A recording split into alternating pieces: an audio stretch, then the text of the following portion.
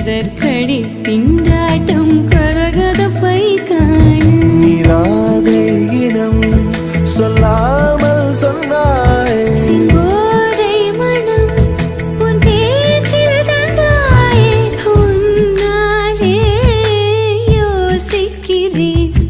உன் விரலை பிடித்து நடக்கும் நிமிடம் யாசிக்கிறேன் கண்ணுக்குள் புத்தி வைப்பேன் என் செல்ல கண்ணனே வா தித்தித்த கைச்சத்தை